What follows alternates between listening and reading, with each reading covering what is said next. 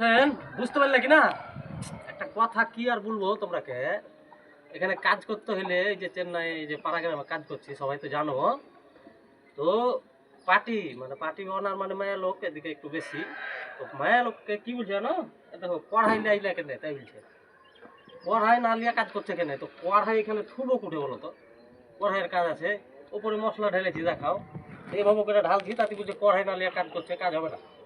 এরকম কথা বলছে, বুঝতে পারলে কি না? হেড মিস্ত্রি ফেড মিস্ত্রি সবকে ফোন লাগিয়ে করে কিছু তুলে না যে কড়াই না লিয়ে কাজ করছে।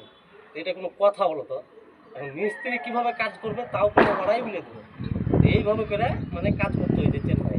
আর কি বলবো তোমরা, আমার গে কোনো কিছুই নাই। যারা মিস্ত্রি আর গে কোনো কিছু দেখ নাই, ওরা যেটা বলবে সেটাই।